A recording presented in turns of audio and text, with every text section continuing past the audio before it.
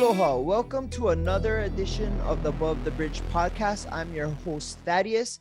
This is episode 59. Shout out to our sponsors. First off, we have Defend Hawaii. If you go on their website now, pick out whatever clothes you want, defendhawaii.com. Use promo code ATBPOD upon checkout, and you'll receive 15% off your entire purchase order, defendhawaii.com. Next, we have IREP Detail Supply. If you go on their website, anything you need to detail your car, waxes, polishes, soaps, go to irepdetailsupply.com, promo code ATBPOD upon checkout, and 15% off your entire purchase order. Last, we have Hawaii Candy Factory. If you go to hawaiicandyfactory.com, use promo code ATBPOD upon checkout, you receive 10% off your entire purchase order. Check out what they have. They have a whole bunch of local snacks, lihimui gummies, and whatever you can imagine. Check them out. Okay, so today's guest, somebody I knew for a long time. Her name is Tasha. You see her on Instagram, Lovetasha, right? Was it Lovetasha? Yes. Okay. Welcome to the show. How are you? Hey, Thad, what's up? I'm good. How are you? I realized I've known you since Venus. We used to do recess on Wednesdays. Yeah, I've known you since, I don't know if I was even 18. I was definitely 18. Yeah, you gotta say you was 18. I wasn't, no, because I wasn't going out. I was working there. Oh, that's right. Yeah, you would be at our events. That's right. You're working at Venus, huh? Yeah, I was working there. I wasn't even 21 when I was working there. Well, that's okay. We were doing an 18 and over party. As long as you're 18, then we're legal. That's for sure. Although I do know a lot of days. Yeah, it was good fun back then. It was definitely a lot of people that weren't 18 that was in there. Nobody I can't knows get over how like Venus turned into Bar 7 and then turned into District. Like, yeah, District is pretty high tech looking nowadays. yeah, and it's the only club left on the island, to be honest. And if you can think about it, like in those terms, like Venus right now is the only club on the island. Out of all the clubs that were ever in Hawaii, that's the one that lasted the longest, or that spot at least. That's true. And I feel like the OG teams are like mostly still there, if you think about it. I know, it's crazy. We gotta stop one of these days. When? I mean, like Alex them actually mostly like run the whole thing now. Yeah, that's theirs. They were just the promoters, and now they do the whole shebang. It's crazy. Yeah, and they did a good job. They have all the new LED screens now, and yeah, it's pretty cool. I like promoting there. It's fun. It's a little nostalgic too, being that it was one of my first venues back when it was Venus. But yeah, it's crazy to think we're still around, and that's the spot that lasted the longest. It's like every time I go by there, I'm like, it's like a blast from the past, you know? Yep. I remember. Well, the reason why I wanted to have you on my show is I feel like you're one of the few female people that I know that are really into the sneaker culture.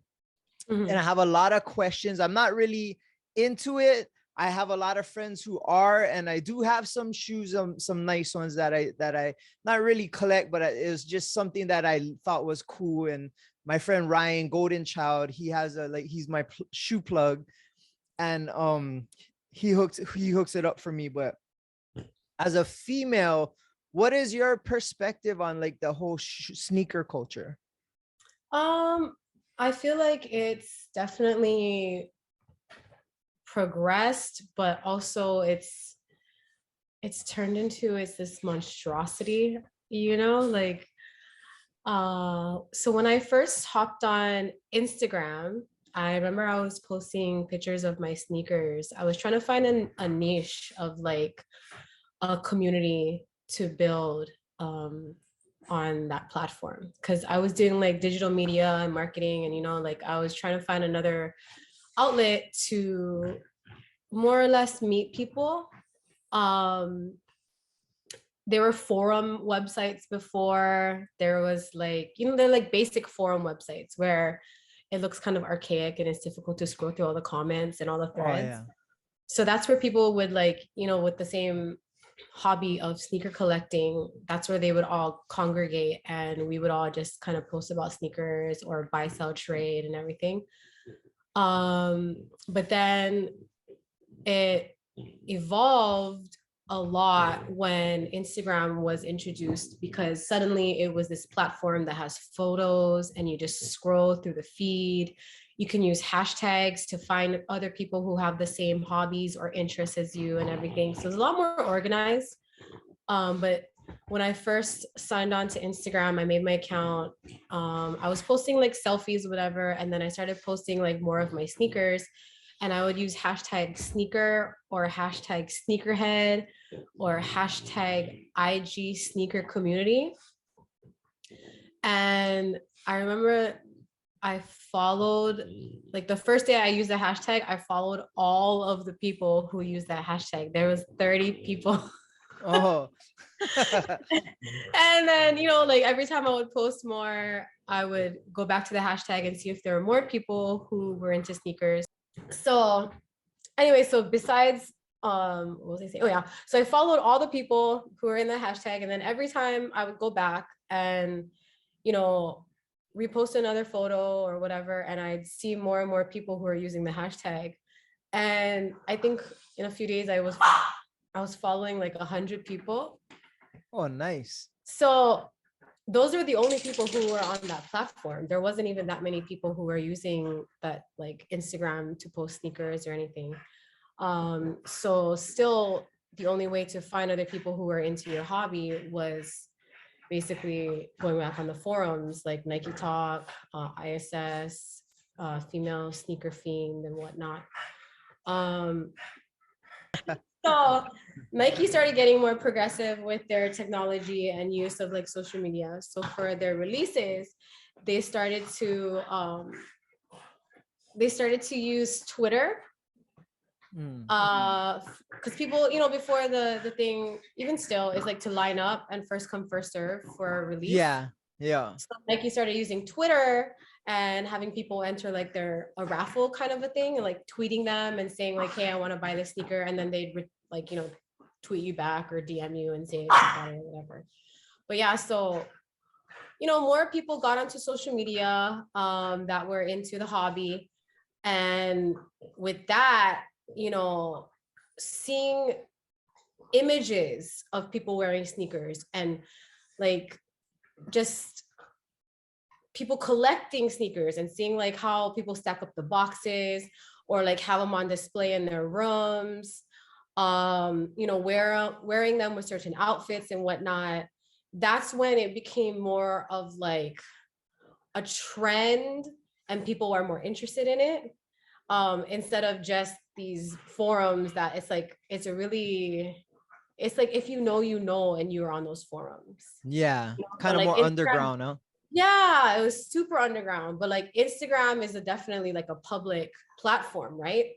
So, when all these people started hopping onto Instagram, and then one of the most popular like content categories is sneakers. So of course, more and more people are going to be like, oh, this is cool. And they're going to start hopping onto the trend. And then they're seeing like, oh, wow, like you're starting to understand that there's different releases and they're limited and it's a collectible.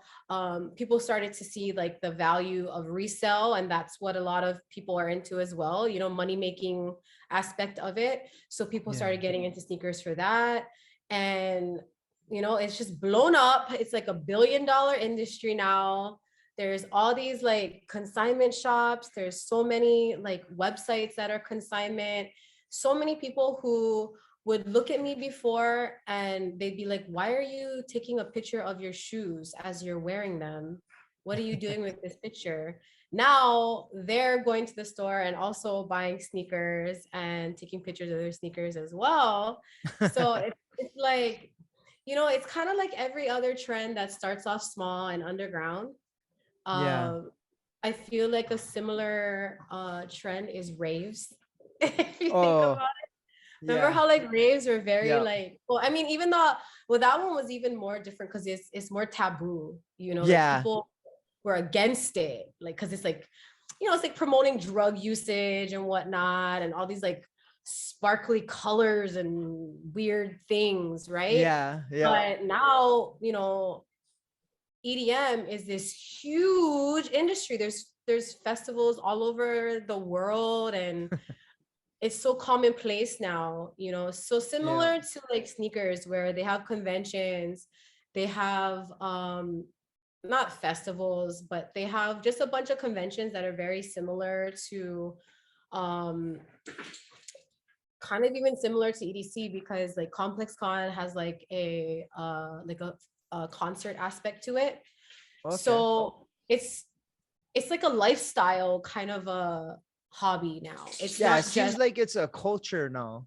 yeah, so it's not just sneakers anymore. It's like this huge thing where, you know, people from all over the world, like I work at Kith in Waikiki, and the people I see coming through the door and like asking for sneakers are from every age, every like walk of life. I never would have thought that these type of people would be into sneakers before. Because you know, before it was like a certain genre, like a certain demographic, like us, like people who were into like maybe hip hop or Yeah. basketball from like the 90s, and that's how you kind of get more into the sneaker trend. But nowadays anybody gets into sneakers because of anything, and it's just Yeah. because it's like out there, it's like in your face, you know, like you can walk through a mall and you'll see a sneaker shop, you'll see a consignment shop, you'll see all these like hype beast kind of, they call it, things. And so Yeah. it's a really really interesting uh like journey I've seen it go through. Well, From how did you get into it from the get? so when I was little, I grew up in Waipio, but I used to go to summer fun in Crestview, and all the kids, like, I was a tomboy. So all Really? the boys, yeah, I was a major tomboy. So all the boys, they would play sham battle and basketball, and they all had like Nikes and Jordans and Jordan 11s. They just, you know, they, it looks so cool to me. Like Aaron Moore up tempos were like the thing at, I remember like one year that was like, I would have just died if I got those shoes. They're so cool. And so I always wanted to be one of the boys. That was just always my thing. And I always wanted to like, but be like a girl. Like Yeah. A like I girl can do it version of too. it. Yeah. Yeah. So I feel like that kind of always stayed with me. Even till this day, I still rock sneakers with like a super casual outfit, but it's because I'm one of the boys and I can do it too, you know? So um yeah, it's just kind of always been this trend that became more of a like a lifestyle for me. Yeah. Well, it seemed like you got into it when it was, like you said, it was underground, and then it Yeah. kind of evolved to what it is now. So you kind of seen the steps and stages of from the beginning to now. I remember, I mean, I don't want to age myself out, is I when I used to play basketball and my friend had the first Jordans and it was like the best thing ever. I got the brand new is Michael Jordan shoe. And like now I hear, oh, if you have that shoe from then, it's like big time. Like, Yeah, for sure. yeah. And it's like, oh, my friend had those, like my friend up the street. And to think the way the industry changed is kind of crazy. And now it's like you have different shoes that are designed differently for different aspects of any kind of culture, and like you said, everybody can relate to it, so there's something for everybody nowadays. Yep. And I think the beauty in it too is nowadays it's not just one style of shoe. Like you're like to piggyback on what you're saying. Um, like I feel like at one point in time it was all focused on like Jordans. That was like Yeah. the shoe, but people are getting more into like Air Maxes or it's of course SBs like dunks. Yeah. That's what I love, because when I actually started making disposable income from working at the clubs, that was around the time when like dunks and like SBs were getting more popular. But in high school and like middle school, I was kind of like a skater surfer girl. I was a surfer girl, but like a wannabe skater girl. And so I saw that whole evolution of skate shoes go from like devious etnies, Oh yeah. and then Nike came in and they started introducing the Nike SB, their skateboarding lifestyle sneaker.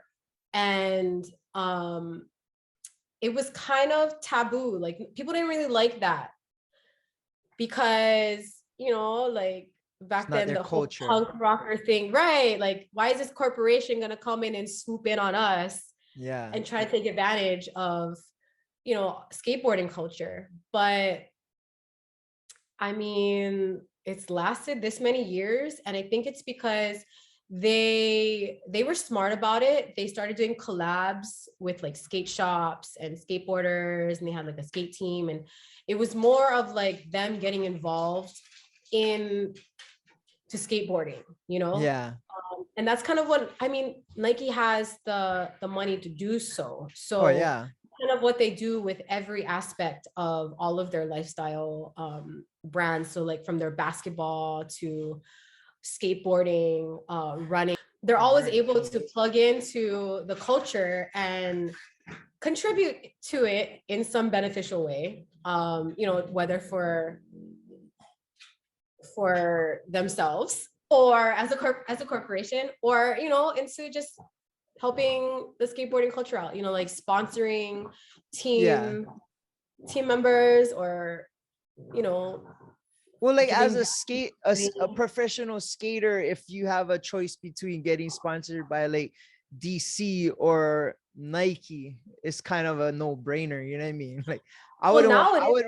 Yeah, I would want to be sponsored by Nike. of course, because that, I mean, of course they got deep pockets and they can really Oh help you yeah. out a lot more, Yeah. as far as media, as far as other promotions, as far as other sponsorships and whatnot, and as far as definitely like payment.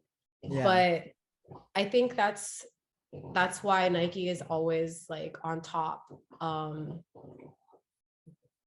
like by far in the industry. Yeah. But it's really interesting to see that like brands like New Balance like is hype right now. People are loving it. Yeah. I seen a lot of people wearing those, and I mean, I remember when I was working at the nursing home, that would be the top shoe for the geriatrics people because it would give them Yes, balance. because they're comfortable, Yeah. right?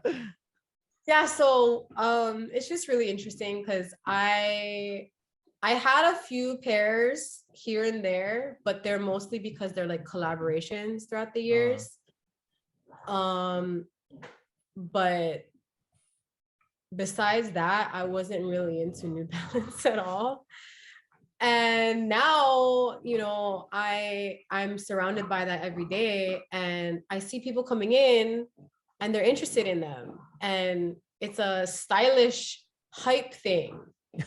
Jack Harlow, I believe, is sponsored by New Balance. So that could be another reason. But for the most part, just like other brands, other shoe models are really popular. And like there's literally like a new drop for any sneaker like every other day. yeah. It's so overwhelming. Like it's really difficult to keep up with because literally every other day there's a sneaker drop from, whether it be Nike, Adidas, New Balance, like Asics, like there's just always something happening. And it's just, I just remember being excited for Jordan Saturdays before, you know? Yeah. Now I'm like, oh my goodness, like this shoe is so fire. What am I gonna do? Do I get this as well? And then on top of that, they're all the streetwear brands do collabs and they have like limited edition. Like Kith just did a limited edition run with TaylorMade, the golf Oh, brand. So there was like these really sick golf clubs, and I mean, there's just like, so it's like how Supreme before, I mean, still does. Supreme does collabs with everybody. There was just like a Nike Louis Vuitton collab. I oh copped wow. the Air Forces. Like, there's something all the time now, and that's what I mean by it's a monstrosity. It's just consumerism is just so in your face, and there's so much to keep up with. Um, there's nothing to relax about anymore. That makes sense. I think for me, when I first realized it was becoming something big, was I used to watch the show Entourage, and Oh on, yeah, yeah, yeah, on Entourage, Turtle had a yeah. segment about sneakers and then how it was worth so much money, and he Yeah. was trying to get them to buy the guy's collection. I'm like, what is this even about? So I kind of learned, and then like right after that episode happened, I got hit up to do a promotion with a sneaker.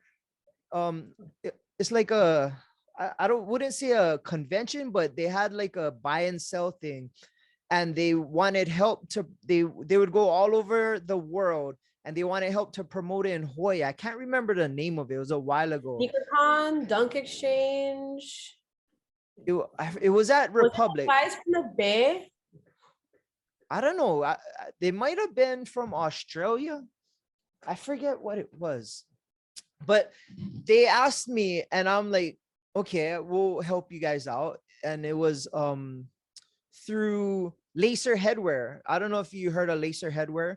Yeah, yeah, yeah. Yeah. So my friend owns Lacer, and he kind of made that link. He needed help to promote that event. So we set him up at Republic. They did it, and then we did the after party at District. And in my head, I'm like, nobody's gonna come out to this. We'll just help them out or whatever. And it Right. was raging. I forget the name of the company. And I remember when I set up the contract, oh, they were like, oh yeah, we're down with that. I'm thinking, he hasn't given us that much money, and like nobody's gonna come to your thing. And I had no idea it was that big in Hawaii. And it was they even had these little, it was like cardboard shoe cutouts, and then they would give them to everybody, and you'd draw on them, and then they would have a contest. And the amount of people that came to that thing was, it just blew my mind. And I was like, wow, this is really something big even in Hawaii. And I mean, I'm not really into it because I have a personality where if I get into something like that, then I like you said, it becomes a monstrosity, and I don't want to spend all my money on shoes.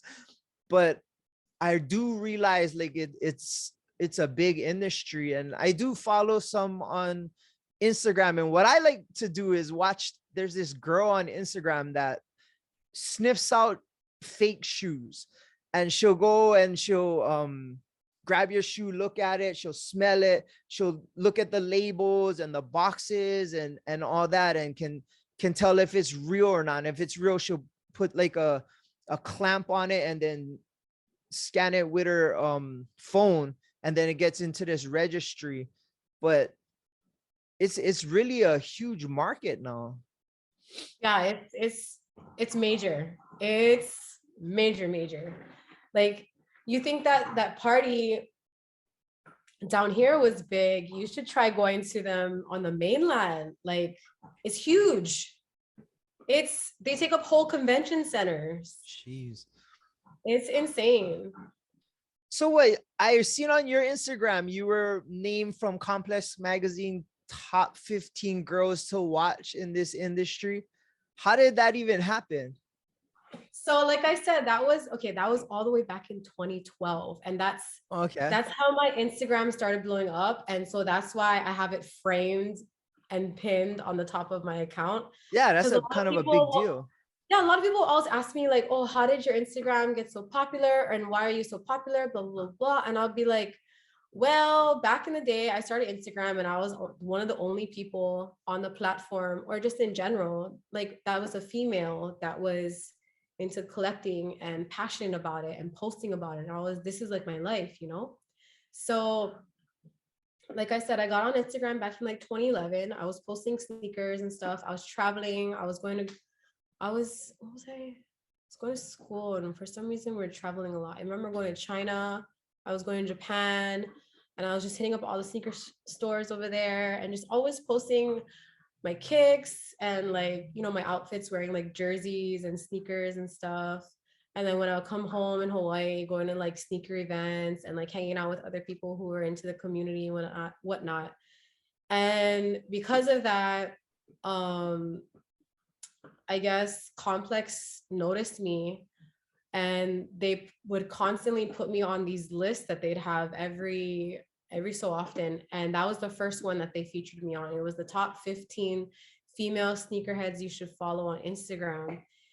And I was like, me, like little me from Hawaii, like how did you guys even find my page, you know?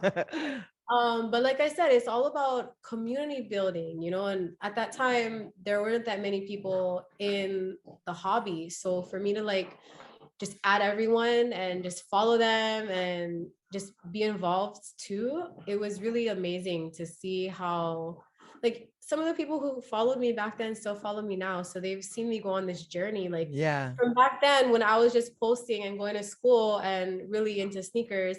And then in between, I moved to Vegas. I opened my own consignment shop for a little bit. Oh And wow. then after that, I moved to LA. I was with somebody.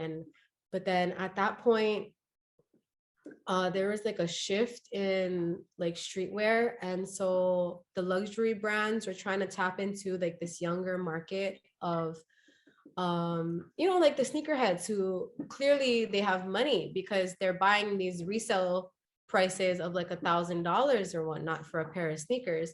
So all the luxury brands started getting all excited over that, and that's when they started introducing more of like a casual streetwear kind of feel. And um that's when like Louis Vuitton noticed me.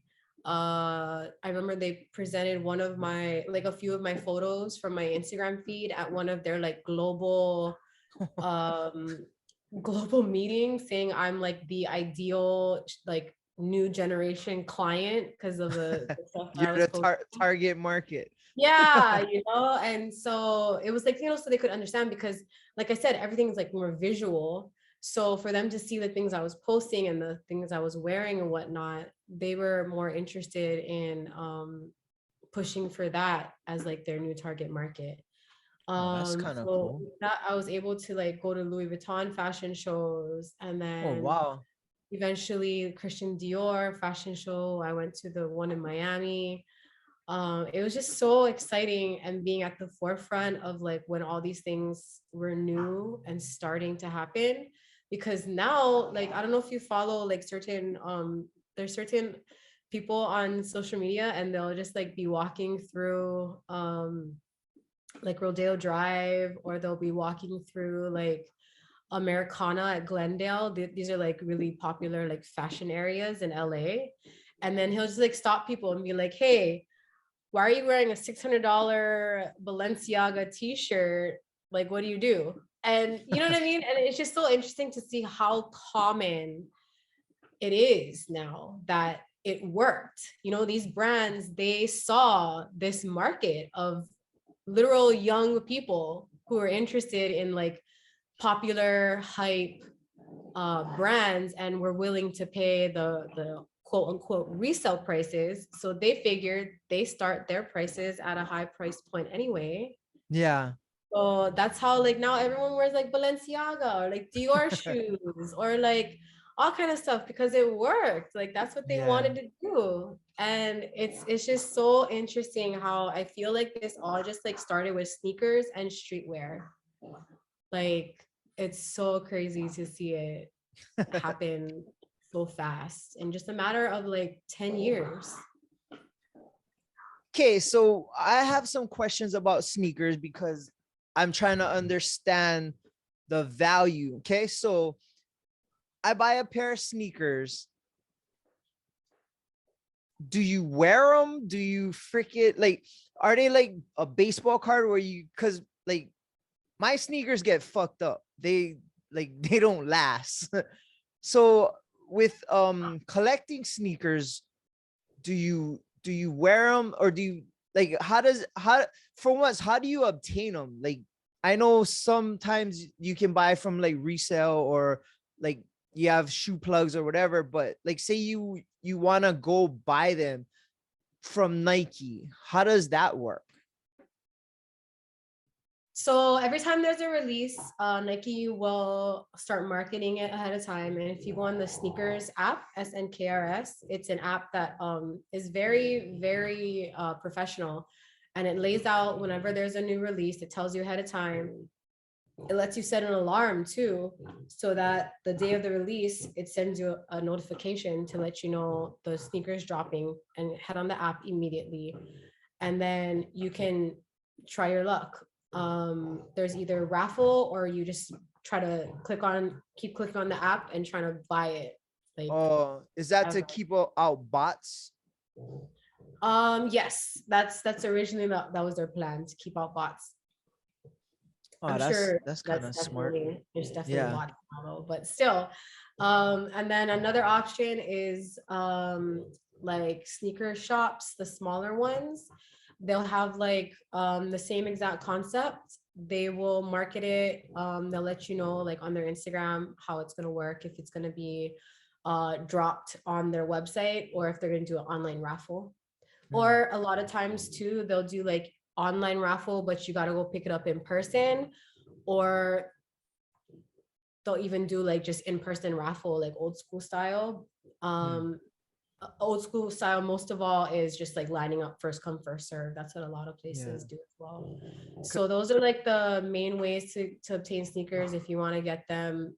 Another way, of course, like you mentioned, is bots. If you know someone, or you look out like online, if you find someone that has a type of service for that, you're gonna pay the premium for it. Hmm. I don't think the premium is as much as resell sometimes, but it just depends, because some sneakers have been not really, um it's like a hit or miss. Like, say for example, you really want a certain sneaker, and you say for example you find someone online who claims that they have a bot, and you pay them a certain price for it. But what if release date comes and that sneaker is a flop, it's not as popular as you thought it would be, and you Oh, could have bought it for retail, you know? So that's why they call it the sneaker game. It's all a game. You don't know what's gonna happen. As far as wearing them, I try to wear them. Not all of them. I have a lot of sneakers that I still haven't worn. But you know, the ones I really love, I will wear them, and I will take a lot of photos in them. And it's all like a memory for me as well. yeah. Um, like if you're at an event and it's like a commemorative moment, you want to take photos. Same thing with me with like my sneakers, because I collect them. These are like my babies. And Yeah. so if like the certain ones that mean a lot to me, I try to take pictures with them. Like my modeling photos, sometimes I'll include my sneakers and stuff. And so like, yeah, it's just commemorative at this point. But sometimes you don't want to wear them if you want to keep them dead stock, if you want to flip, or I don't know, people have all kind of reasons that they don't want to wear their sneakers, or that they'll wear them, like some people just buy sneakers to actually wear them. Some people buy them to resell. It's all it's all part of the game, and it's Personal preference. yeah, personal preference. Like some people are just resellers, but some people are resellers to pay for their own pairs. I remember back in the day, I would go to like Foot Locker, line up, first come, first serve. Oh yeah. And if like, I could bring someone with me, like my mom or something, I'd bring her and we get my size and a size 10 and a half. I'd always just say that that was like my boyfriend's size. Of course, I never had a boyfriend, but I would always just say that. And that was like the shoe size that I would always flip because it was easier to let go because it's a really common size. Oh yeah. I noticed like a lot of resellers now focus on like either super big sizes or super small sizes because those are more rare. Mm. And then the guys with super big feet, I'm assuming that they are professional athletes, and that's probably why there's a higher demand and a higher price point for Mm. that. Um, but that's a whole nother ball game, and that's like consignment. That's like consignment business stuff, and I haven't done that in a while. So yeah. So how does the value of shoes go up or down? It's not like a baseball card where if the player's doing super good, then it'll make the baseball card worth more. Like how does the value of a shoe go up or down just because So of the trend or? trend demand for sure. Mm. And then demand comes from trending. So if there is prime example, the Travis Scott Mocha Jordan Low, reverse Mocha Jordan 1 lows just dropped last week. Oh, that's And the one everybody was talking about. I heard yeah, there that. was Yeah. like 2 million people who entered the raffle on the website, on the Travis Scott website. 2 million. So you would think honestly that the resale would be more, but I think it's like around $1,000, $1,500 ish. Per um shoe? Like per for the shoe. shoe? Oh Yeah, wow. that's like the resale, that's the resale pricing right now. Cool. I think so retail is, I believe, 225. Because I got them at retail last year when I entered the raffle. So you bought them For the for 225 and you can and you can resell them. for $1,000 or 1,500. Yeah. Okay, now I'm kind of understanding. Just because it's hard to get, it goes up. But they Yeah. don't, when they release them, they don't sell them at a ridiculous price. No, when they release them, it's always retail pricing. And then that's why the consignment or the resale business for sneakers is this $1 million industry now, because Oh, there's a okay. lot of money to be made. And with a flip like that where you can just pocket $1,000 easy, Yeah. and it's that easy to obtain and sell. You think about it, like these little kids are doing it nowadays. Like an Yeah. 8-year-old can go to the store, or an 8-year-old can use their parents' credit card and go on the On their website phone. and Yeah. buy these sneakers. And then they come in and then they'll just resell them on like StockX. And you have a little mini entrepreneur now. Yeah. So a lot of times you see these little kids even at like the sneaker conventions, and they'll just be walking around with pairs they have. So Hawaii sneakerheads, shout out to Hawaii sneakerheads. They have been having an event the past few years. They didn't have one this year, I think. But I would sponsor like these tables. Like, so when you have like these conventions or like just sneaker events, basically it's like a buy sell trade thing. So the vendors will buy a table, kind of like a swap meet. They Yeah. have to Okay. pay to be there to buy the temporary real estate so that they can set up their booth, whatever, their brand, whatever they want to sell, and then they sell to people. But so Hawaii Sneakerheads was having this event. They asked me if I wanted to participate, and I was like, yeah, I want to buy out like a few tables and just sponsor that as a place for people who just have a couple pairs that they want to flip. So they would just go over there and just hang out. And like if anyone like, walks by and sees a pair that they want. It's like for more for like individual entrepreneurs that just are trying to get rid of something that don't, they don't have like a whole closet full of sneakers, or they don't have a business that they want to, that they have enough inventory for. It's just for like little, like mostly like for the kids. I wanted to sponsor it for, so they Wow, could that's show kind them. of cool. And did it Yeah. work out? Did a lot show up? Yeah.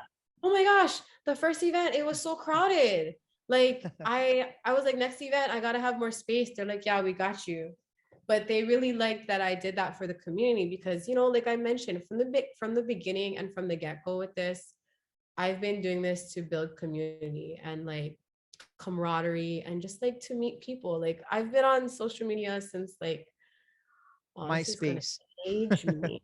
Oh, like AOL, like Oh, Messenger, Asian Avenue.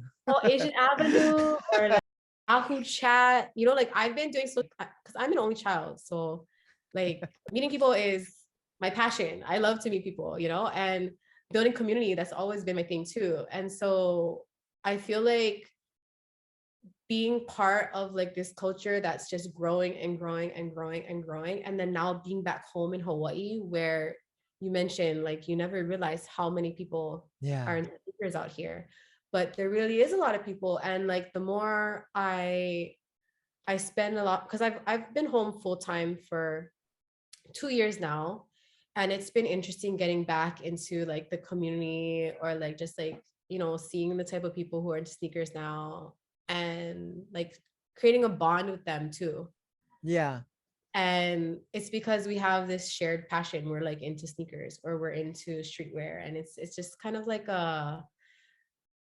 it's like a niche, but it's like it's still, if you know, but at the Yeah. same time the industry is so big that everybody knows. There's plenty people that know. Yeah, but like to be truly passionate and into it and like understanding, I feel like it's still, if you know, because you have so many questions, right? And there's a Yeah. lot of people who have so many questions and might not understand it. And every day people come into Kith and ask me questions about certain things. And it's just nice to be able to share that with people, and hopefully they find some type of um passion for it as well. So Even what though is, it's consumerism, it's bad for yeah. the environment, but still it's like the thing with me is like the stories, like hearing from you, like Yeah. how you knew about sneakers from growing up. It's the same concept. Like think about these kids nowadays who are just like high schoolers, but they collect sneakers. They wouldn't have the same type of story as us.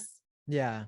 They would have no idea what it's like for you, especially to be around when the first Air Yeah. Jordan 1 dropped, or like for me, for like to be a Kobe fan and actually see Kobe play and stuff. Oh, Like these kids now, it's going to be a totally different story to hear about how they got into sneaker collecting.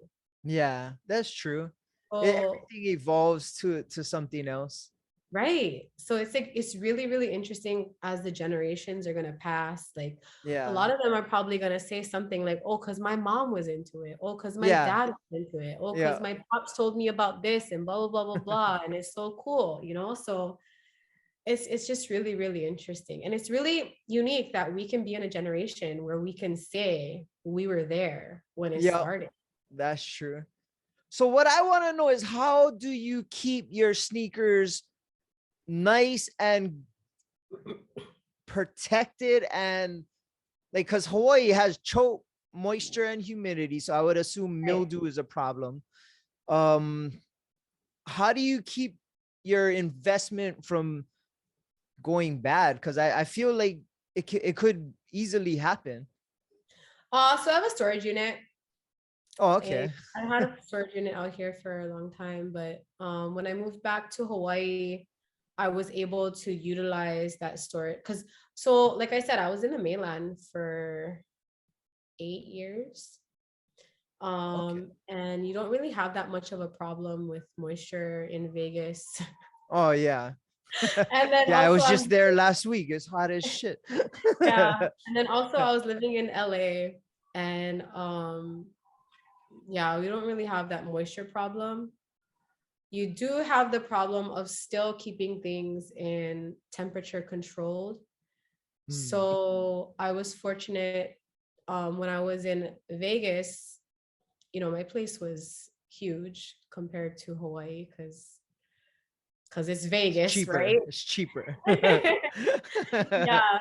So I never really had issues with that. And plus I had my shop. So, both places temperature controlled. And then when I lived in California, I was very fortunate to have a temperature controlled living situation, and then also storage units. So yeah, everything was kept pretty pristine. I gotta say, when my stuff got shipped back to me in Hawaii, don't go through breakups, guys. They're bad. Oh. So when my stuff got shipped back to me, it was pretty heartbreaking. Oh. It was not nice looking, but I got it all back together. Everything is organized and sorted Wait, out so what? now. Your ex fucked all your shoes up? Is that what happened? Kind of. That's a I guess that's the smart thing to do if he was trying to mess with you. Yeah, I'd be mad though. he was he was very petty. Seems like it. I never thought he would do those things to me, and I probably should have Prepared. prepared and protected myself because I knew he was petty when I was with him.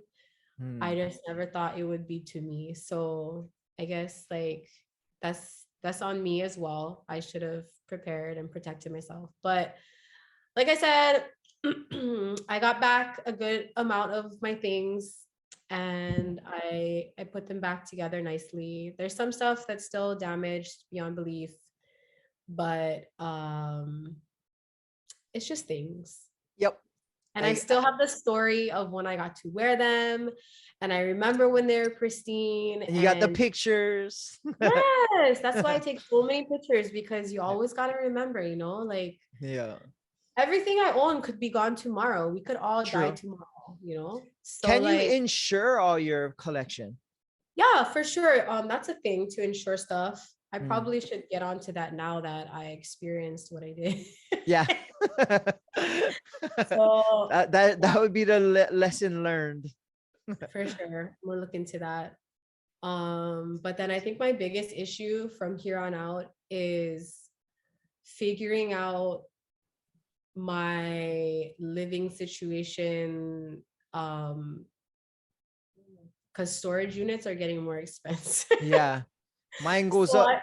Mine goes up every other month, and they do it real smooth. Like, oh, it's gonna go up yeah. 48 cents. And you're like, what's 48 cents? But then they do them every other month, and then it's after a couple of years, like, oh, this thing went up like $80 or something. Yeah. So that's why I gotta think about like if I'm gonna stay here in Hawaii or if I'm gonna move to the mainland eventually. I mean, I do have to stay here because all my family's here, but ideally I would want to live like part-time between here and the mainland, like a place where I could have all of my things not in a storage unit. Yeah.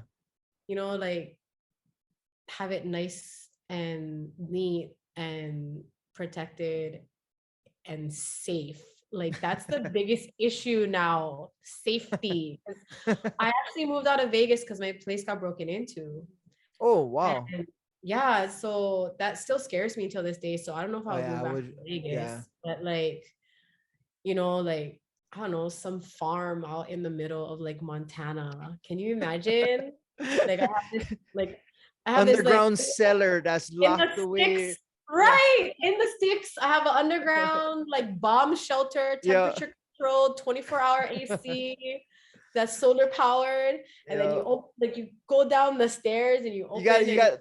What is the bookshelf? This? Sneaker. The bat cave. The bat right? cave. So that's like the dream for me, is like to have them nicely displayed in a confined, safe, temperature controlled space. But yeah, I don't know. It's still kind of like, Well, how many sneakers do you have? Like, could you tell me like straight up, or do you ballpark it? I mean, last time I checked, it was around like 300 Oh shit. something. Do So you have like a Excel sheet so you know exactly what you got, or like no, I should though. I should probably start one. That'll be a good idea. I used to have an Excel sheet when I had a shop for our hmm, inventory. I could probably use the same template. yeah. But I mean, I don't know. I just have my sneakers. I just don't like, I don't keep track of them like that. It's all like in my head. Yeah. Like if I'm out and I see someone with a certain pair on, I'll know if I have them. Yeah. Um, Or if you I'll want them. know, right, right. Or I'll know like the story of like how I got them, especially too. I always know how I got them. I feel like that's what connects you to them, like the story behind it and the memory you have using them. I feel like that's kind of more That's for sure. Yes. what Good makes or the bad, value the to you. memory. Yeah. Yup. Like a lot of my sneakers that are rare and like older, I know I got them from like people, like I mentioned, in my community. So like people I made friends with that I knew were hobbyists as well. They would sell me their sneakers for super cheap because, you know, like they know I'm passionate about it and they know that I'm going to take care of it and they know that I actually love collecting.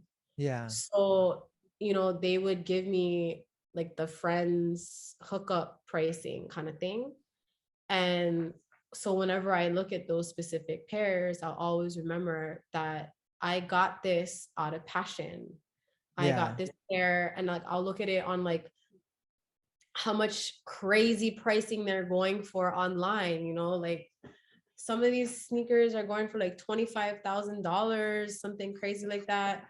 And I remember I got it from someone for like $500 or $1,000. I remember at the time I'll think that's a lot. And then looking back now, like, wow, they gave me a steal. But like, yeah, it's always about the story. And that's the whole concept too of why I like sneakers, because usually behind every release there's a story of the colorway or the design. It's like for me they're like mini art pieces that I get to wear.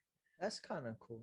And that's how I've always been with like clothing as well, is like I'm kind of like expressing myself through what I'm wearing, and it's like art, because they say that, you know, before even someone speaks, your appearance is speaking for you. Yeah, for sure. So if I'm wearing something that like, you know, I collected, or that I know it's like a if you know, you know kind of thing, and I know this piece like only certain people are going to know about it, then I will, it's like a secret society, you know, like Yeah, sometimes yeah, I'll wear like really old school hype sneakers to work, and only some people who come into Kith will recognize it, yeah. or some people who I work with will recognize it, and they'll be like, yo, you're wearing blah blah blah blah blah, and I'm like, yeah, like, and they'll just be like tripping out.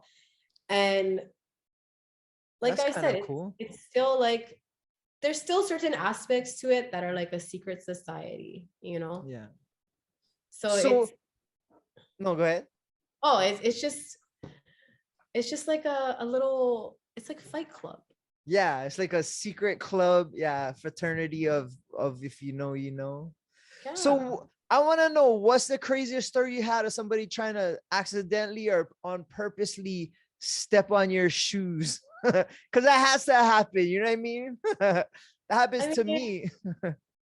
there's nothing crazy about that. Like, I feel like whenever I go to events or I'll meet up with sneaker friends, there's every so often there will be someone who jokes around and be like, oh, I'm gonna step on your shoes, or oh, I better not step on your shoes. You know, it's like a common thing to say, of course. It's like a joke, like a Or running. has somebody accidentally done it in the club, or like when you're out or something? Like, Uh Or you're like full Oh, on the swivel the whole time?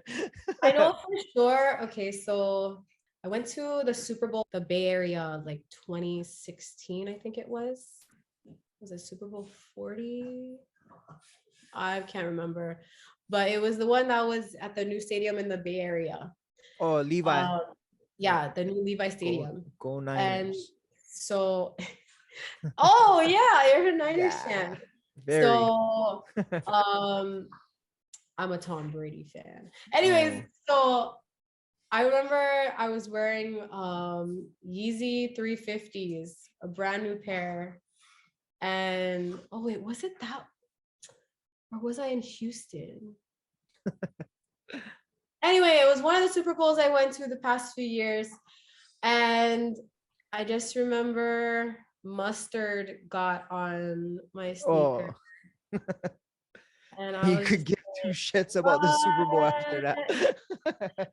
No, I mean I didn't care, but I do recall I took a picture of it and I posted it like immediately. Like I put my feet up on the seat thing, like the back. I took a picture Yeah. of it and I was like, so this is where we're at, guys. I got mustard on my sneakers already, you know.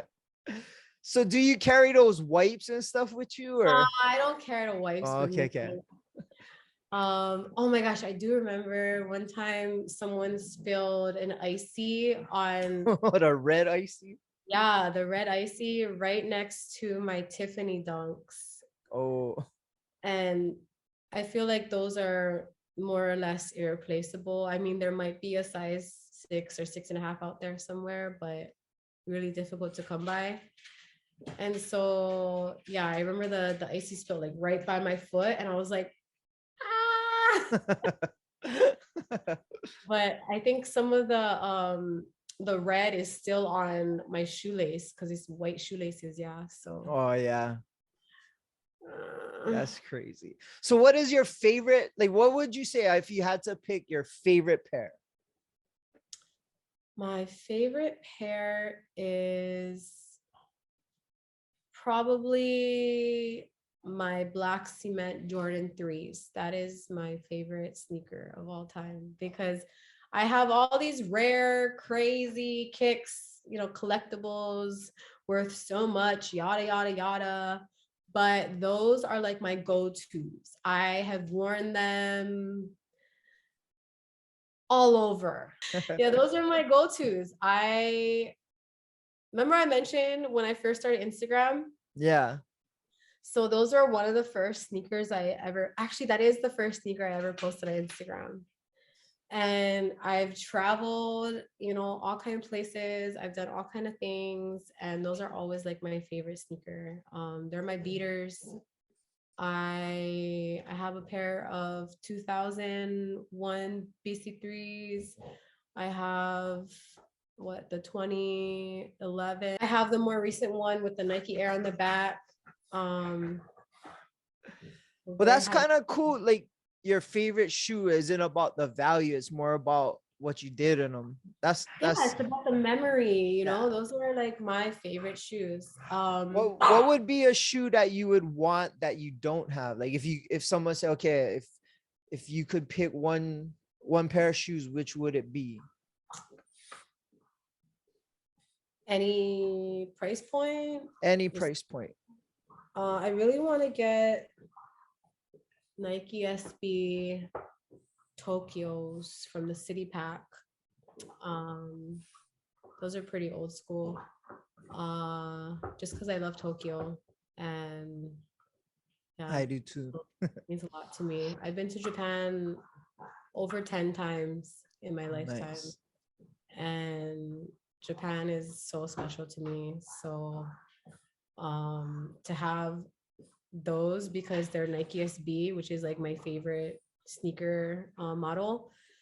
Um, yeah, that would just be it because I have the Paris, which is supposedly the most rare, whatever, like so hype behind it. But I I would definitely love a pair of Tokyos.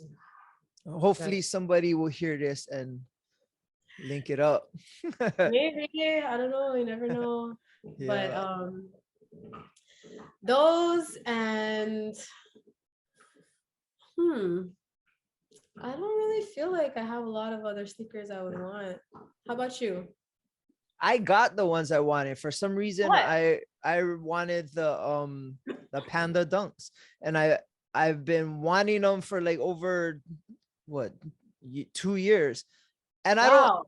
I don't really seek them out. Come, I tell Golden Child Ryan, and he's been on the hunt for my size. I have a 8.5, and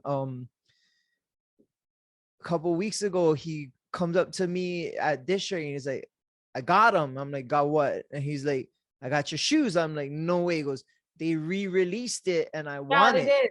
Yeah. And Oh, nice. he gave it to me for what he paid for. I mean, Oh, for retail. That's dope. yeah. And I was blown away, and he brought him to the club the next week, and I have him, and yeah, I'm super stoked. That's the one shoe that I really wanted, and yeah, I got him. It was cool. That's cool. Yeah, those go with anything. That's like Yeah, it's very similar to how the triple white Air Force One is like really popular. It goes with everything. yeah, So yeah, that's like a super duper popular shoe, but it's yeah, like it matches everything. yeah. And it's the colorway is black and white. I figured it'd be easy Yeah. to get. When I first saw him and I wanted him, I was like, oh, that should be easy. And he couldn't No. get them. And then it was Yeah, like, it's oh, hard. I could get them for you for like $800 or $500, whatever it was. And I'm just like, What? okay. He goes, now I'll do better. I'll do better. And then I was like, okay, whatever. I wasn't in a rush or anything. And he kept telling me, I'll get them for you cheaper. And I was like, okay. And then, yeah, Well, for retail, that's good. yeah, it was, Um, I was surprised. I was super stoked though. Yeah.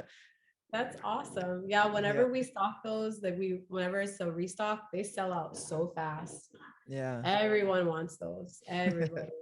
So I got the trendiest one shooting. Yeah. But I mean, it's cool because when you wear them, you know that everyone's like gonna be like, "Oh, Yeah. sick shoes," you know. Yeah, because when he gave them to me at district, everybody was taking pictures of them because I know they're gonna try look for them. They're Oh taking a wow! picture of the box. I'm like, why you need to see the box? You gonna try look for them? That's Oh why. nice. Yeah, because Yeah, that's a clean colorway. yeah, I like it. Nice. So, what do you see in your future? Are you gonna try and stay in this industry and do something in this industry? It seems to be your passion. I mean, it's definitely my passion. Ideally, I would reopen a consignment shop. Would you do it Uh, here?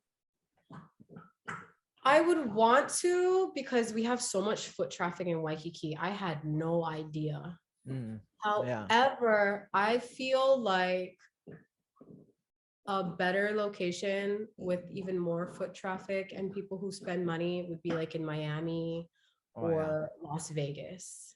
Vegas. Yeah. Um, you know, and Vegas is just so much more comfortable for me because that's where I started my own consignment shop. And all the shops that opened around the time that I opened, they're all so big now. Well, not all of them, but some of them have just taken off. Like shout out to Urban Necessities, JC and Joni. Like they've created this huge business now. It's amazing. I remember they started off at Boulevard Mall, and they would tell me to open my shop right next door. They told me to move my shop next to them because it was a similar concept because they weren't selling as much stuff as they did now. Um, but now they have this huge space at Caesar's Palace. It's crazy. What Um, is it called? Urban Necessities. Oh, I think we just walked past that. We were just in Vegas last week. Yeah. Yeah, you probably saw it. It's like that huge one that's by the Apple store at the Caesar shop, Oh, okay. Forum shops. Yeah. Um, but yeah, they started off really small and they've just worked their way to like this huge, crazy business. And they go to all the sneaker conventions all over the world and everything. It's just like this crazy life that they live.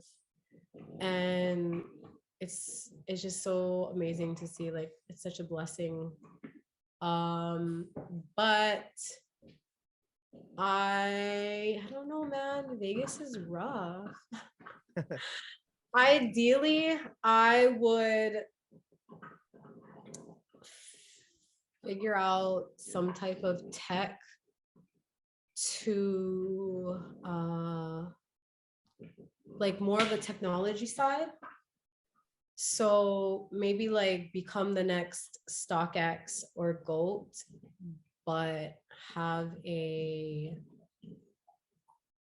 system where I could put on the blockchain and like maybe put some type of tag inside the sneaker that it's, I don't know, I have to figure something out, like work with some really, really smart App techie. designer. Yeah. Yeah. Not app designer, but like just some brilliant minds to with the whole authentication system, Yeah. like how Louis Vuitton has the little Louis Vuitton and Chanel, all the major brands now, they have like something you scan in their purses where they know it's authentic. So I would want to do something like that. So it's a global system. Um, but even backdating to like old pairs and have like an authentication system that's like globally accepted. Oh, I see. Cause I'm yeah, like I'm sure there's a lot of bootleg and fake Yeah, stuff out there. there's a huge trend now. People will purposely buy bootleg and they don't care because it looks exactly just like the authentic stuff Can you now. spot them? Like you personally? Not anymore, no. Really? Yeah, they're Oh. so good. You have to put the two pairs side by side to be able to tell now. Trying to think if I have any bullshit shoes. It's so hard to tell. Like StockX is going through a lawsuit right now because they've been accidentally selling fake pairs. So Oh, anyways, yeah, that's something I'm interested in because I'm super into like crypto and blockchain stuff. So ideally I would want to create some type of global scale authentication system for products to put everything on the blockchain and everything you can scan items to authenticate them. Um, and so it just would prevent people from getting scammed worldwide. that makes sense. That's pretty cool. Well, I hope you can figure it out because I feel like you have the mind to create a business that and you seem like you enjoy the hustle. I do. But that's the thing. I like to stay super busy and I like to do all types of different things. Even when I was in college and I was working at like Venus and stuff, and like I just Glad you like to said do. college. I was in college. I know, I'm glad. I just glad you didn't say high school. Oh no. But I like to do all type of different, just all different stuff, you know, from nerdy techie stuff to being out at the clubs and being around people. I guess because I'm a Gemini, so I'm like multifaceted or whatever, you know, they Yeah. say. So I just like to do a little bit of everything. So I think my main issue is like focus because I like to stay super busy. So I have to keep projects on the back burners because like I just have so many other stuff going on. Yeah. Well, I always say you gotta pick something, focus on that until it's done, and then move on. Like can be a master of all. And what is it? What is the saying? Jack of all Master of, trades, jack of all right, right, trades, right. but master of none. Yes. Yeah, Yes, that's what I've heard I've about too. learned that. Yeah, I've learned to check off the box first before moving on to the next one. Nice. That's good I've advice. learned that. Yeah. But we've been going for over an hour, and I appreciate you for coming on my show. I always wanted to talk about sneakers. I wanted to do it with little Ryan, but we got more into the club stuff. So with you is perfect because you kind of broke it down for me to understand it a little bit more, and hopefully people that listen to the show can kind of connect with you. Um, so you're at Kith, and if they want to find you on Instagram, where can they find you? You can find me at Lovetasha, Lovetasha. Yeah, that's like my main place I'm at. I mean, I have a TikTok, but it's Tasha T. I don't really post much on there anymore. I started off like last year and I was trying to like do the whole TikTok thing, Were you but dancing and all that silliness? my first one was a dance and it was so bad. It was I, terrible. So what I I like to started to do is do watch these girls do TikTok dances and their facial expressions, and I always think like, what are they thinking? Like, is this is gonna be the shit? Like, and they're doing their dance, and I'm just like, you guys look so dumb. it's funny when you I see them don't out know. in public doing it, Yeah, yeah. Like, yeah, oh, yeah. Or like, yeah, they have their tripod and they're standing at the beach, and it's like, look at this, look at this. Yeah, I no, guess it works for them. I'm not a dancer person. I'm more of like I just do the trends where you do like the voiceover, Yeah, that's you know, kind like of Milli funny. Vanilli style, like Yeah. blah, blah, blah, blah. Yeah.